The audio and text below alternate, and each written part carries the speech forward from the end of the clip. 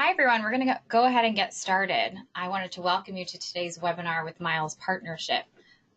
Today's presentation is part of a series of marketing webinars created for our ESTO conference.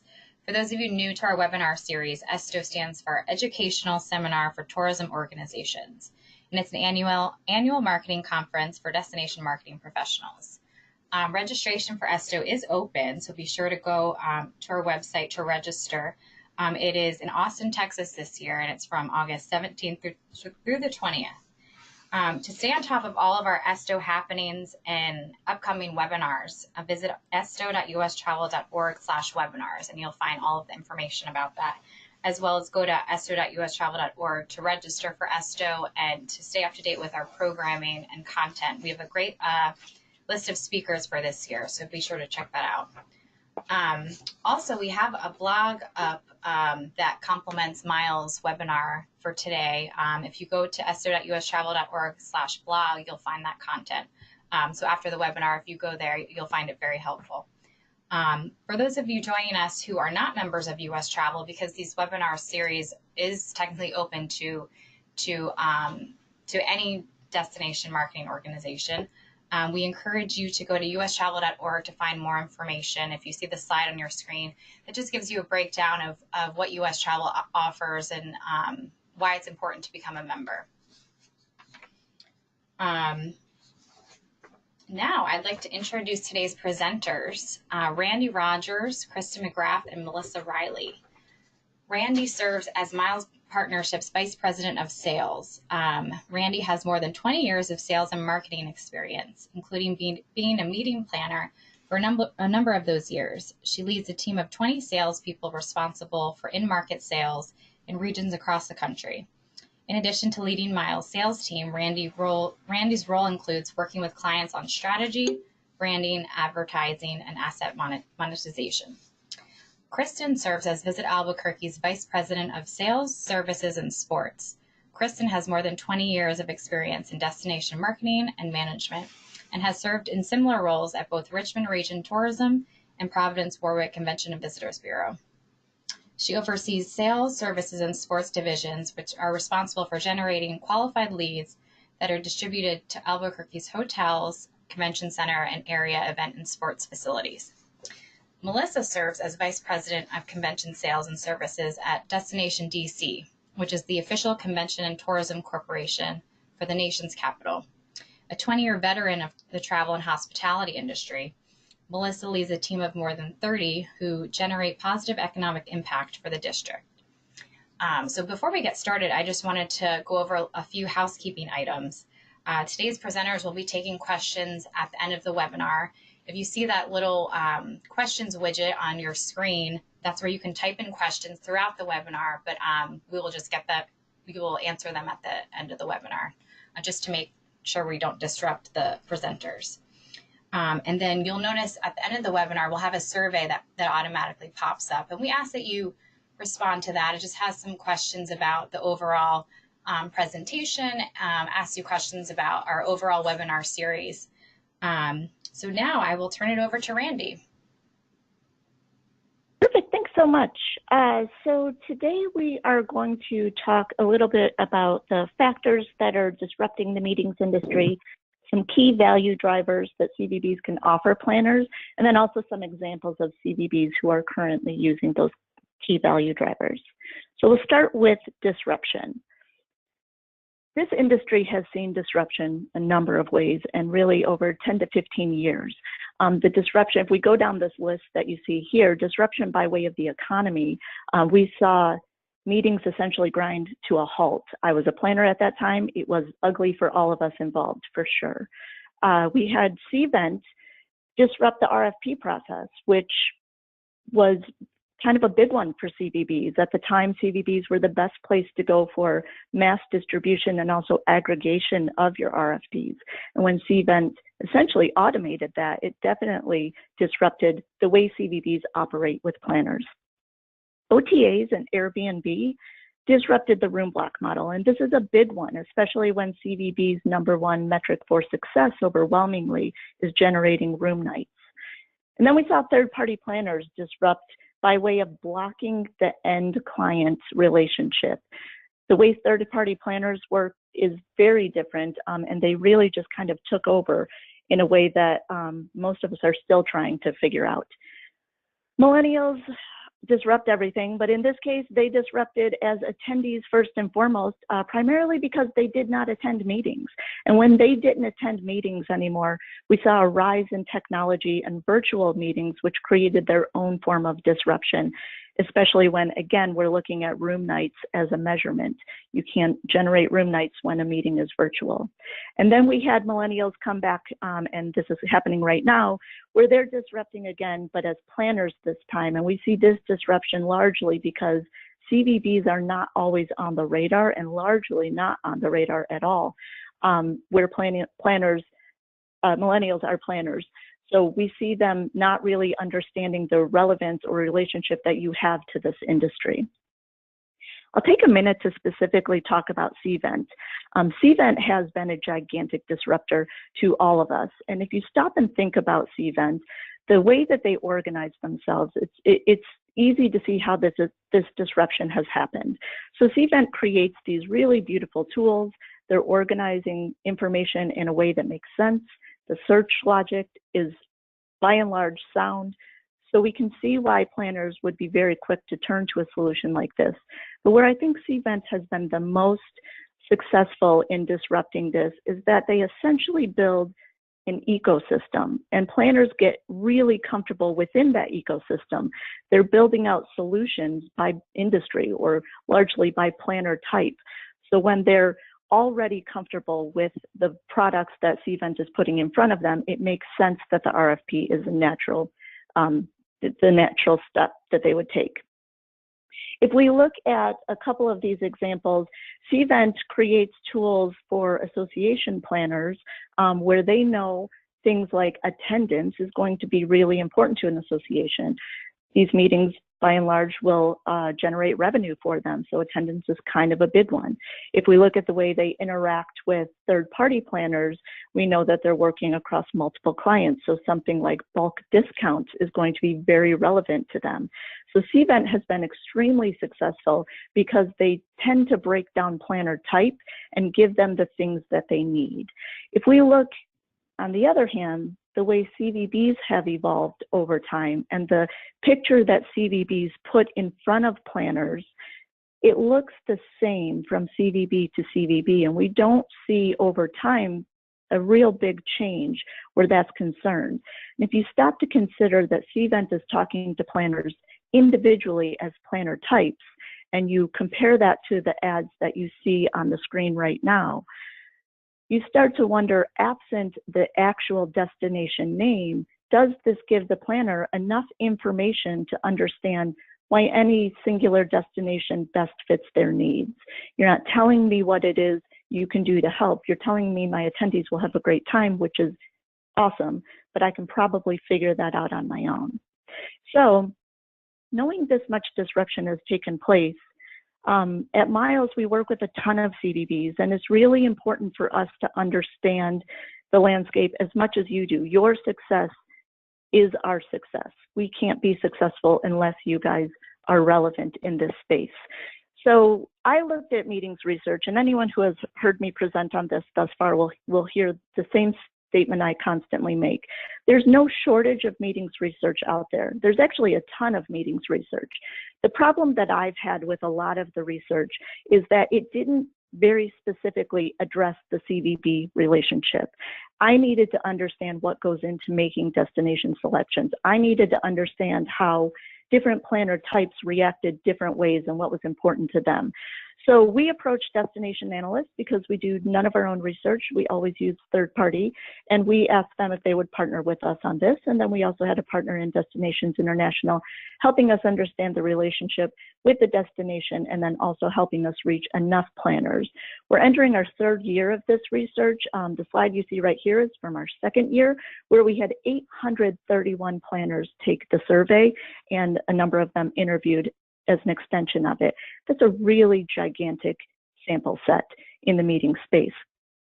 What I love about the research is it breaks it down, though, by planner type.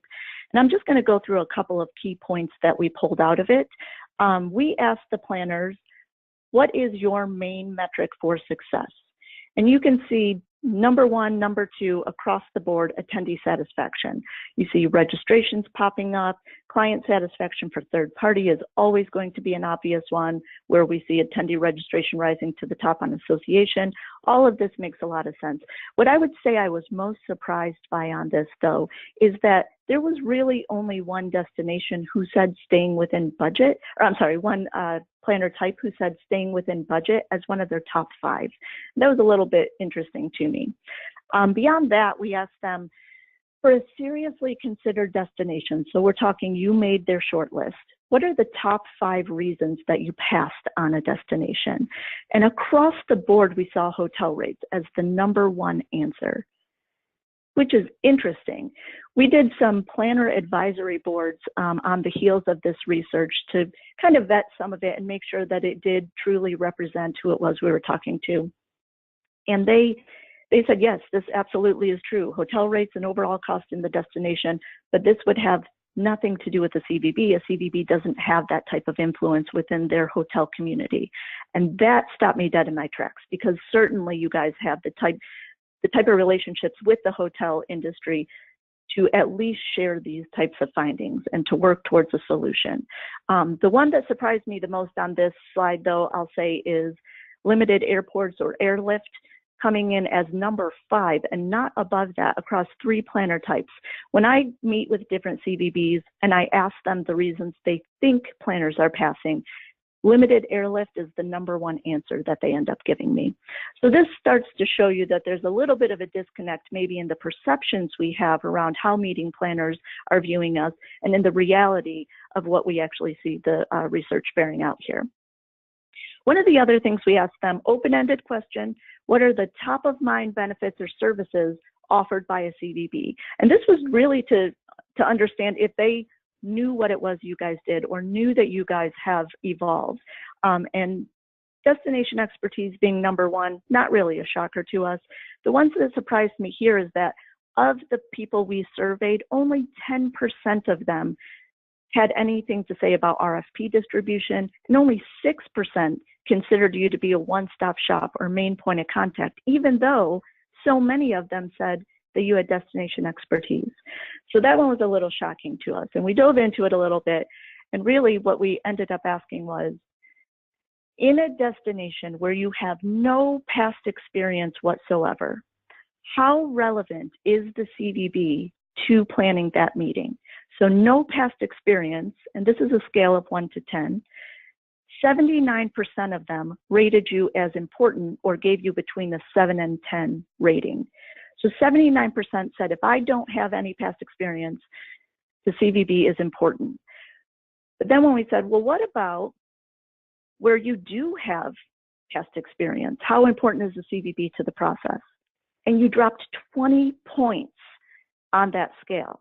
So where they have experience, they considered you to be only 59% relevant to the process or important to the planning of that meeting. And that right there was really shocking for us. So if we kind of dig into that a little bit and we revisit this slide where we had asked an open-ended question about what it is the CVB provides, you start to, if you kind of break down this list, you start to see where a lot of these things are very surface level services, or there has been a rise in someone else providing them in a way that made it easier. The RFP process was made easier by Cvent, whether or not we want to accept that. So providing these more traditional or surface-based services are probably the things that are starting to question relevance around how a CVB can help the meeting planning process. So because we saw all of that, we worked with Destinations International actually to develop these 5 key value drivers that CVBs can offer meeting planners. And you'll see the value drivers listed on the left-hand side there. So destination influence is essentially saying you know what the destination needs. You should have a seat at the table when it comes to figuring out what type of infrastructure needs to be built out, how the city will be impacted by the confirmed business that you know is happening 10 years in advance. This is really using your knowledge in that arena to influence what is happening within your destination, and planners will benefit from that. Being a community connector isn't just saying here are the best venues in town, the latest restaurants that have opened. Instead, it's really leaning into what is the community access that you can provide that will help planners. So think about it by way of safety. Safety is top of mind for planners. If you were able to help them by connecting them with someone who can help create and execute an evacuation plan, that's something they can't do on their own. If you think about it by way of you want to close a street in Las Vegas, if you want to close down the strip because you want to have a parade and you're NASCAR, you may not be able to do that outright on your own. But if you involve the LVCVA, that may be something that is more easily accomplished. Same in Memphis. If you want to close Beale Street, if you work with the Memphis CVB, for example, going to be a lot easier for you, for sure. The planner wouldn't necessarily know where to start in a process like that. Intellectual capital is one of my favorites here. It's essentially understanding the industry that is specific to your destination. This is the point where I think you as individual destinations have the ability to really set yourself apart. So if you understand that tech is the biggest industry in your market, or medical is the best thing that you can compete on in your market, building assets out and building out a library of what it is you have to offer is going to be your best friend here. Understanding the network of speakers or experiences related to that industry is going to help you make connections to the planner that they couldn't otherwise do on their own, at least not very easily. Certainly you could do it faster. Economic impact is it is exactly what it sounds like. You guys are uniquely positioned to be able to provide economic impact. There are a number of ways you can do it. Some destinations have created their own economic impact calculator. Destinations International has one as well that you can subscribe to. There's a lot of ways to do this, and planners are very interested in understanding their economic impact in a destination.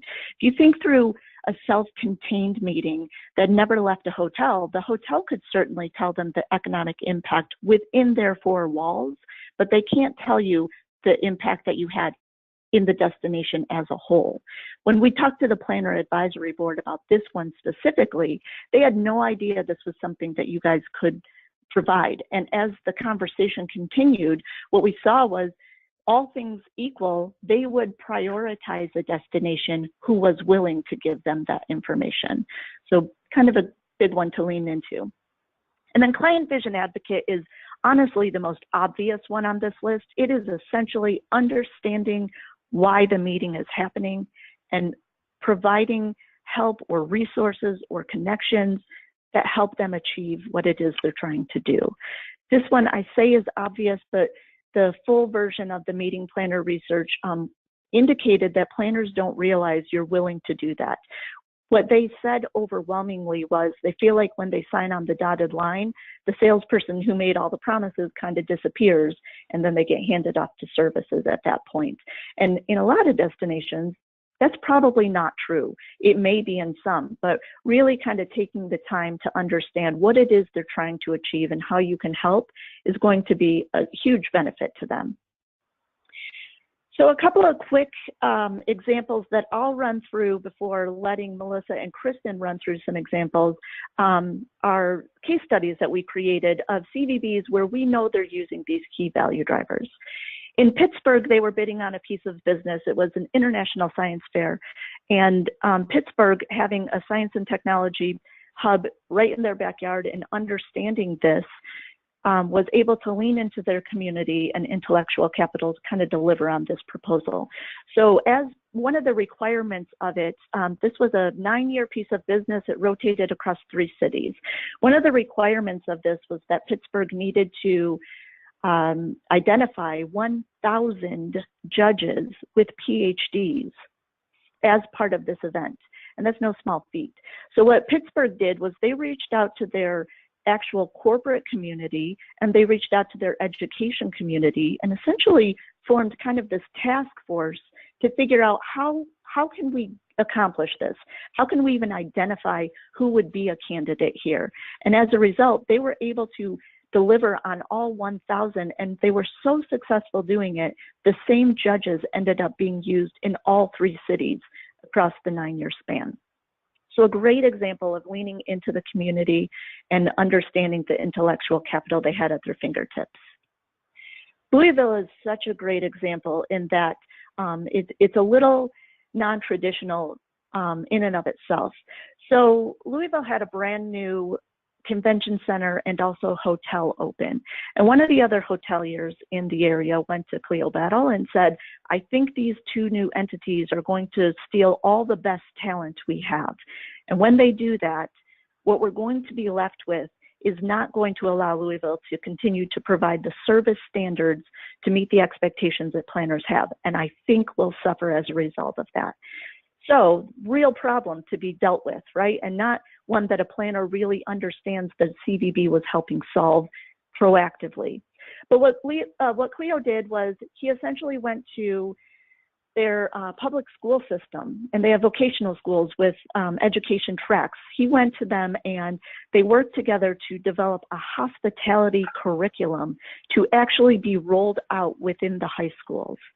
So what that did was better prepare a workforce upon high school graduation to have a hospitality job, whereas previously they didn't have that, right? He probably raised the service standard of the entire city just by doing that. The other thing that he did, which was pretty interesting, was he went to his own board of directors and said, I want to be able to pay for, I don't remember the exact number, but it was well over 100. I want to be able to pay for 100 of these kids to become certified tourism ambassadors, and the board approved doing that. So he's been able to raise the service standards, which certainly impact meetings, simply by taking a proactive approach at addressing a concern that was brought up within his industry. And then one other example that I wanted to run you through was Raleigh. So Raleigh wanted to attract a software meeting to their destination because it makes sense based on the intellectual capital they have in their backyard. So this was a meeting that had not moved for a number of years, had no plans of moving, but they went after it anyway. And essentially what ended up happening was they knew through being really, client vision advocate belongs up on this slide as well, but they really knew that they needed to be able to provide some unique access in order for this company to consider moving. So the company, the software company, what they did specifically interacted with public utilities, I believe. And so Raleigh went to their public utilities companies and also their education facilities and said, would you allow this software company to provide real-time demonstrations of how this interfaces with utilities, and was able to create these really unique experiences by which the attendees saw in-person, real-time activations as opposed to kind of learning it in a more theoretical presentation-based form. So another great example here of community connection, understanding how to leverage those relationships that you have and understanding exactly what intellectual capital you have to rely on in the end. So we spent a lot of time kind of combing through CVBs. I'd love to hear from any of you separately who may have examples of this as well. But we've spent a lot of time really kind of figuring out who are the CVBs that are exemplifying these key value drivers in a way that we haven't seen communicated. And some of you have been doing it longer than others. Some of you are just venturing into it. We're trying to raise awareness around the fact that the relevance of the CVB has shifted. You all have not been great at communicating that out to the industry, even when you have done it. So we'd love to tell your story. We'd love to amplify that awareness.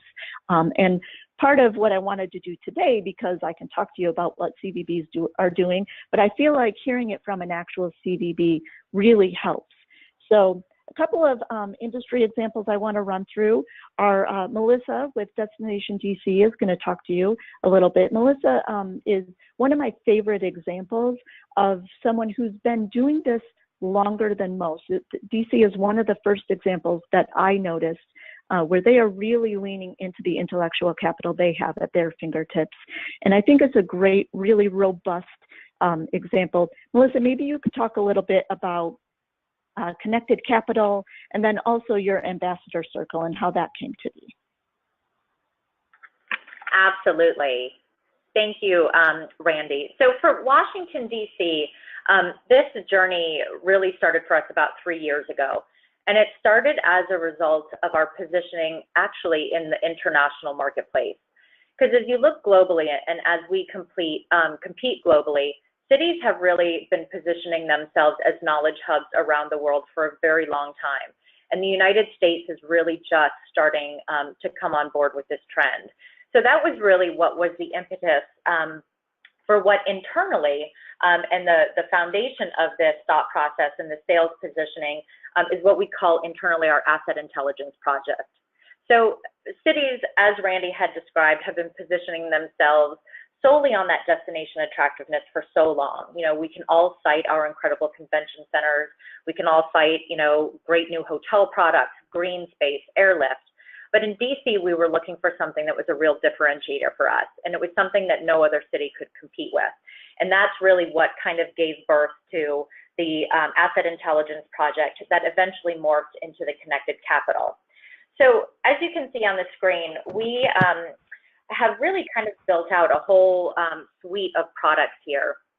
And the Connected Capital, or the Asset Intelligence Project, was really a collaboration of Destination DC partnering with our economic development agencies. And I think this is key. So we worked with both private, which is our Washington DC Economic Partnership, and then our government entity, which is the Office for the Deputy Mayor of Planning and Economic Development. And I'm sure in many other cities out there, you have access to a 5-year economic strategy like we do in DC, or a variation of. And in that economic strategy, the city and the government really identified thriving sectors in the city that either were really established or that they saw a lot of potential and they were beginning to invest in. So DEMPED, which is the Mayor for Planning and Economic Development, has been an incredible resource. And like I said, that relationship with the city really has to be quite strong. So we started initially in phase 1 with four different sectors, 2 that were already established in Washington, medical and education, and then 2 emerging, which were technology and biotech pharma. And because phase 1 was so successful and we had positioned these sectors really kind of well within the marketplace, we moved into a phase 2, and that was building out 3 more assets, which were sustainability, transportation, and then government advocacy as an underlying support sector for most marketplaces. And what we needed to do was really come up with an umbrella campaign for these 7 sectors. And with that, we came up with Connected Capital, where economics, culture, and academics unite. And connected is really the key word here, because we wanted to position DC that it was the only place in the country where you could get all of these influencers in the same room at the same time. So you've got your regulators, your policymakers, your influencers, speakers, all of these folks together. And where economics, culture, and academics unite really showcase that intersection where all of those qualities in DC unite. And so it was really important for us to position both the business model and the destination attractiveness together. So where you see this, this infographic is kind of really the highlight reel of our 7 white papers and sales tools that we developed and wrapped into one. So you can see, for example, under medical, under leading industry sectors, we highlight NIH, which is the National Institutes of Health, which is one of the greatest assets that we have in our own backyard. And I should say that this is a project not necessarily focused solely on downtown DC, but this is really a regional effort, because there are so many things, you know, that exist that are real economic drivers just outside our city limits. So really positioning NIH and their 27 institutes was an example, a prime example of how we can position that with the planner. So we wanted to make sure that we put together the resources that brought kind of this comprehensive overview for each sector. And so from that, we actually developed these white papers and sales collateral that our team could use as part of this showcase. And we really wanted to to kind of speak to the audience and let the planner know that by looking at these thriving industries and looking at, NIH as an example, it's where we could give access for a planner to have more exhibitors, more sponsors, more delegates. And that was really hitting their bottom line at the end of the day. So how could having something that was kind of, cool and different, not just expanding their content, but how do you get people out of the four walls of their venue, out of the convention center, out of their hotel, and create experiences for their delegates? So can we go to NIH and have, for example, the leading healthcare provider in blood diseases give a talk, give a tour? And so these are the things that are truly unique. So one thing that was really important to us was that validity of the data. And so we actually hired a research company to build out that full comprehensive data. And that information is what we use to help educate the planners and the business event strategists at a new way of looking at DC and a new way of capitalizing on that. Next slide. So one of the biggest portions of this project is having access to speakers. And it's a thing that we get asked more often than not by our planner community. And industry experts, speakers, people that speak the language in sectors that, I certainly don't have any in-depth knowledge about. So we created this program called the Ambassador Circle, and it really has also its roots in international strategy. So the Ambassador Circle is comprised of subject matter experts and people within those sectors that we rely on to help with bids, getting access to speakers, giving us institutional knowledge, all about how DC can position itself within these specific industries. And so we're constantly recruiting for the Ambassador Circle and to really enhance that pool of experts who have strong pull and who can and really want to help us succeed. And, we really, we talk to the Ambassador Circle because, you have the old adage of with them, right? What's in it for me? And for a lot of these people, it really is excelling their specific sector and putting their name behind whatever their passion or whatever their drive is, whatever their specific industry is, because they want to educate and they want to expand knowledge beyond what they traditionally have space for. And so looking at completing and looking at what we've succeeded and what we've accomplished with the ROI of this project is really, it's quite astounding. As a result of this, we have actually received to date about 130 new leads and over 140,000 new total room nights.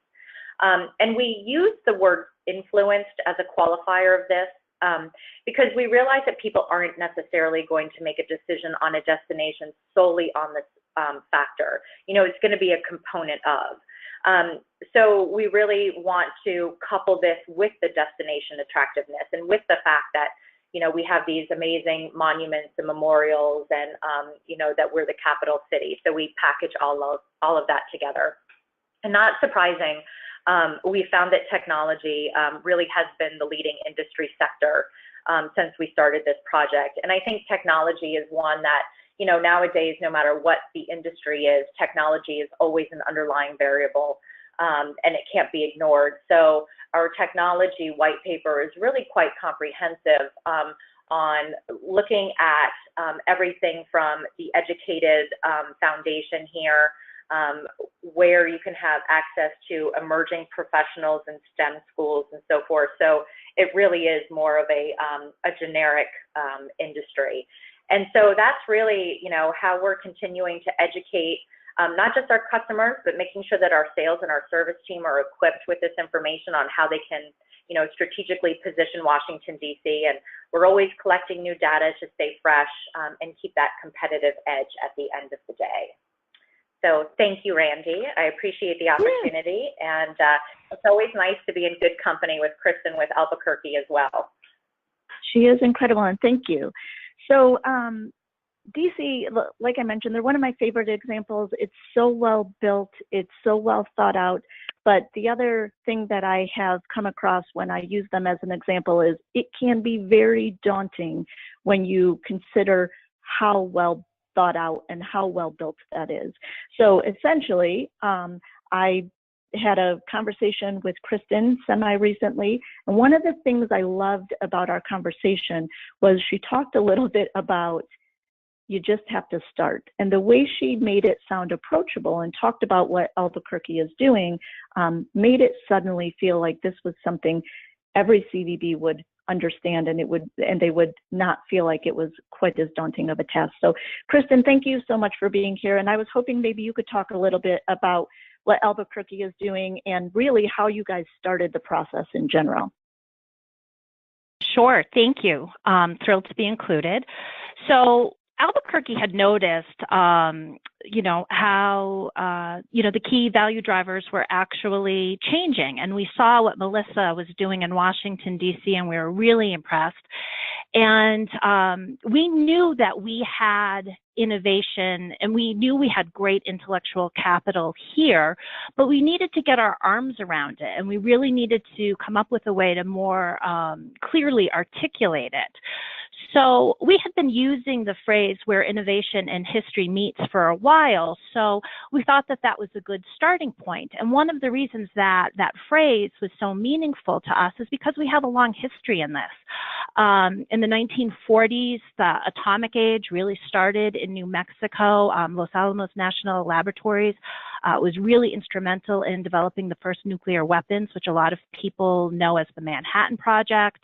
The space age has roots in New Mexico. The first rocket to leave the Earth's atmosphere was launched from White Sands Missile Range, which is in southern New Mexico, and that happened in 1946. Solar age, the first commercial solar building in the nation was actually built here in Albuquerque in the 50s.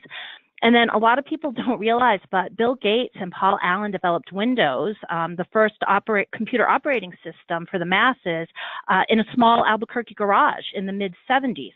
So Albuquerque has a long tradition of innovation, and that has continued. And like most cities, we have an innovation district, and the innovation district was part of a master plan that got its foundation several years ago, and it was really a public-private partnership for a 7-acre campus called Innovate ABQ. It's located right downtown, literally within 2 blocks of our convention center. And that wasn't on accident. That was a very deliberate and specific plan, because we really wanted a space, prime real estate, to build a place where startups and companies and organizations that are working to exchange ideas and encourage technology commercialization could have space. It's a multi-phase development, and in this slide, this building is actually the first building that opened. It opened in August of 2017. It's called the Rainforest Building.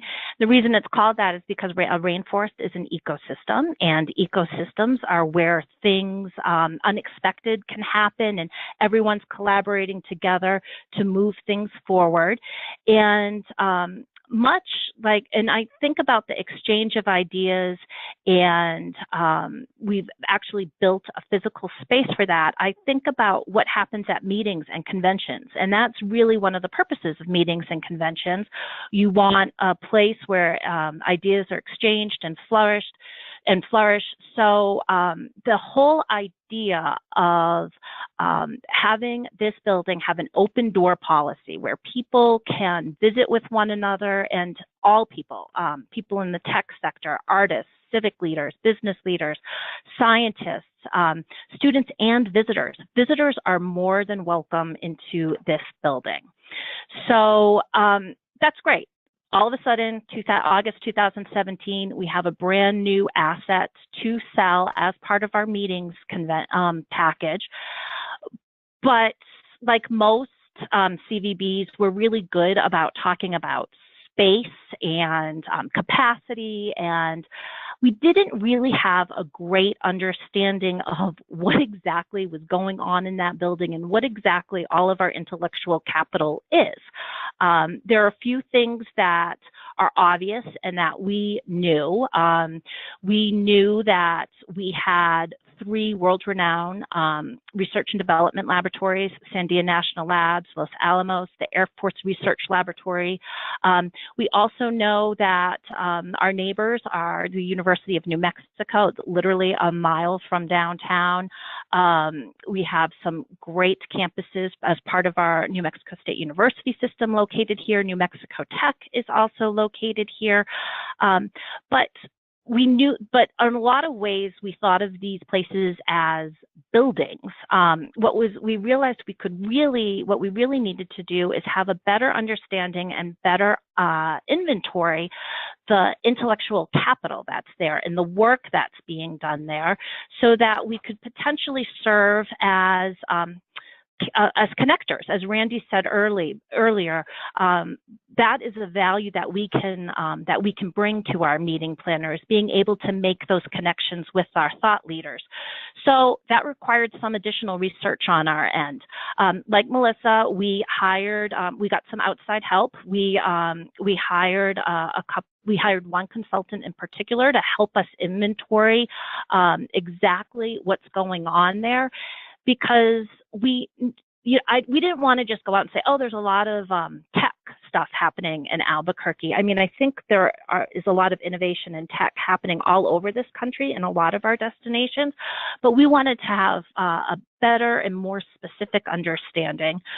So through this research and through talking to our economic development office and through talking to our mayor's office on economic development, we were actually able to really come up with a better understanding of exactly what type of thought leaders we have living here. And through that research, we realized that we should probably be focusing in on our strengths. And the strengths in Albuquerque really have to do with optics and photonics and directed energy, material science, IT software and cybersecurity, aviation and aerospace, alternative energy, and water and research technologies. A lot of that specifically has to do with those research labs that I had mentioned. Through this research, we realized that we have more than 700 bioscience companies statewide.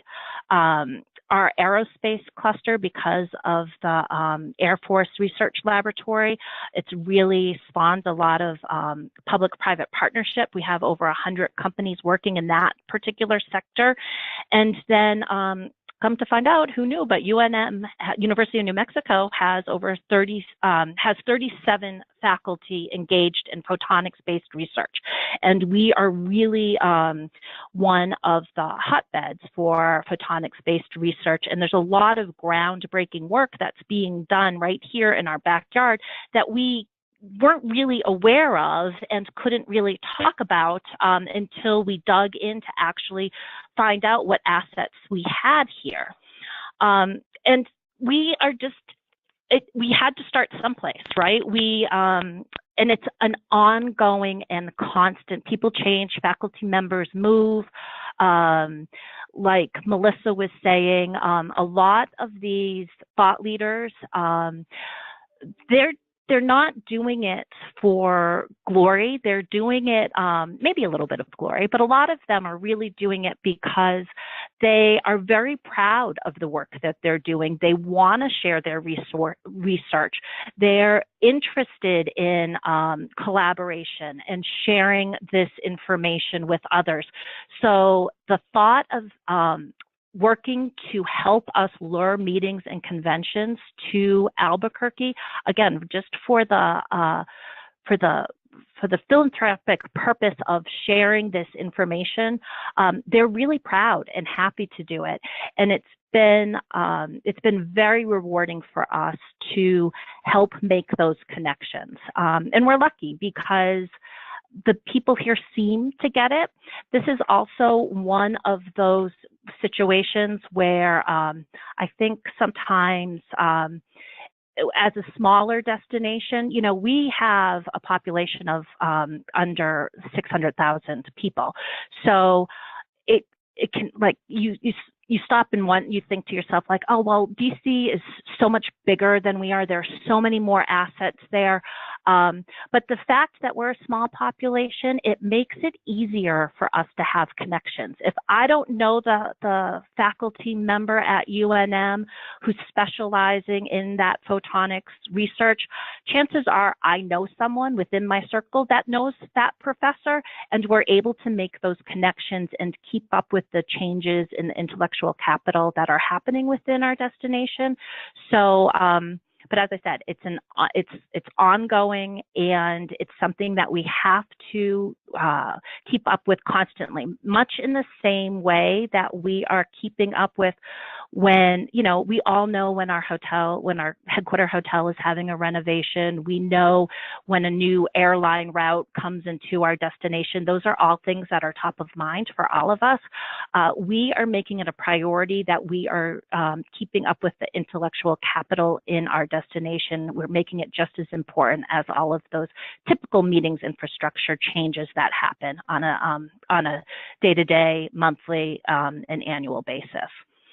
So we're not as far along as Washington D.C. is, but we're doing our best to catch up, because we do know that this is where this intellectual capital is going to be a key value driver for us. It can really be our differentiator, and it can become our competitive advantage. And it's something, the intellectual capital that we have and the people that we have living and working in Albuquerque is something that's different from, and there's no place else in the United States that has this intellectual capital. We think that it's really big, important part of the story that we're telling. And more importantly, just as importantly, it's of interest and it's of value to our potential clients. So that's where we are. We keep up with it constantly. We are investing. We invest in it. The ongoing research. It's not just a money investment; it's a time investment, and that can be difficult in a smaller organization. But we know that it's the future and it's where it's going. Perfect. Well, thank you so much for sharing that, both of you. I hope everyone found value in hearing it firsthand. The case studies that we've developed everyone was just as enthusiastic to kind of share their stories as well. Just a couple last slides here. Some key takeaways from today, or I hope this is what you heard anyway, is that disruption is forcing CVBs to evolve. It's inevitable. Providing traditional services is going to lead to being replaced by the internet. Essentially, you need to embrace the new key value drivers and evolve your model. It's going to be the thing that restores relevance and continues to keep you relevant. And every destination cannot possibly be unique, authentic, walkable, friendly, have one-of-a-kind spaces, and be the culinary and/or music capital of the world. It's impossible. But when we look at the way that all of you kind of convey your value through your creative assets, it tends to look a lot like this. So imagine how creative assets start to evolve when you lean into things like these key value drivers, like listing out intellectual capital, and how your creative suddenly sets you apart from every other destination. And then lastly, opportunity looks different in every destination. You may not be able to compete as well on meetings, but you might be the absolute best person on tech. So it's important to understand that you need to understand your industry, what you have to offer, and really lean into exploring that. Couple of resources in case anyone is interested, and I believe this deck will be shared. At Miles, we have a blog on some innovation in the meetings industry if you wanted to read through that, and also the full research is available for free on our website as well. So with that, I would be happy to take questions, or if you have questions for Melissa or Kristen as well.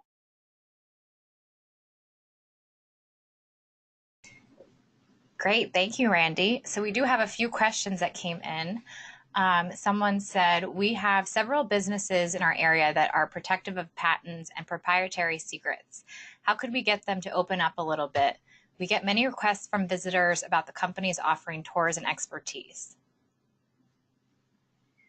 I actually think, Kristen, you spoke very specifically to kind of the secrecy and the government mindset when you and I spoke. Would you like to take that one? Sure. So it is a challenge. We are lucky here because our national laboratories were really steeped in a Cold War mentality of secrecy.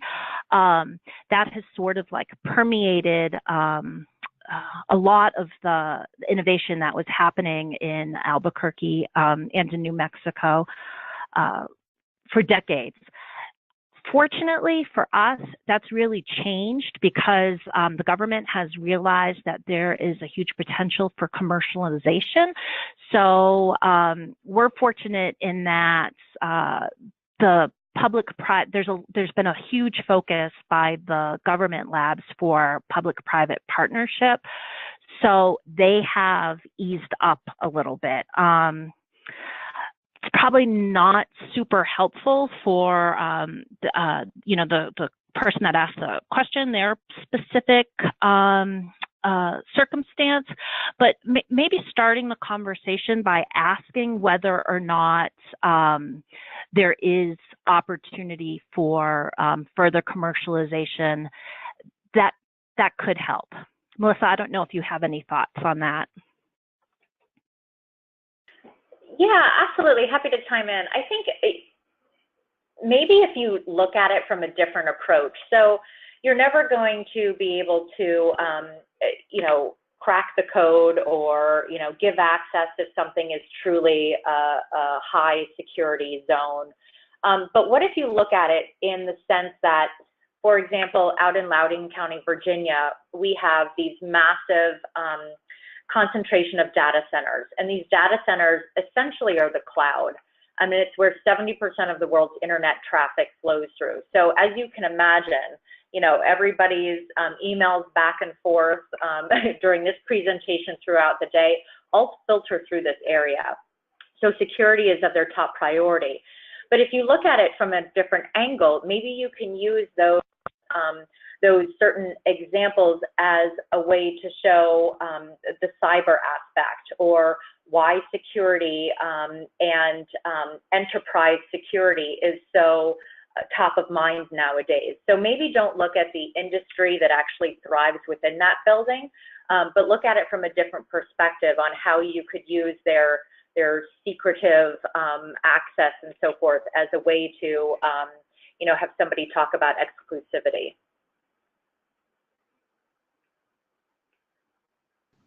Great, thank you. A few people had asked if there will be the slides and recording available. Yes, we will be sending out an email with the recording and the slide deck for everyone. So look out for that. We'll be sending an email probably next week with those materials. And then we have another question. I love the idea of the inventory. How do planners use it, and do you report it out? So right at this point, we are basically just using it internally, and so that when we can make the appropriate connections or offer it as sort of, a value add service. I know, instead of, as Randy said earlier in the presentation, distributing RFPs, like we've been disrupted. That's a decade ago, that's the value of a CVB. But now the value of a CVB is actually being able to say, like, who you need to talk to. We have an expert working in that field. Would it be helpful for me to make an introduction? So we're using it internally as assets that we can actually hand deliver to specific meeting planners to whom it would be of value. We haven't gotten to the point where we have done white papers as Washington, D.C. has done, but we're headed that way.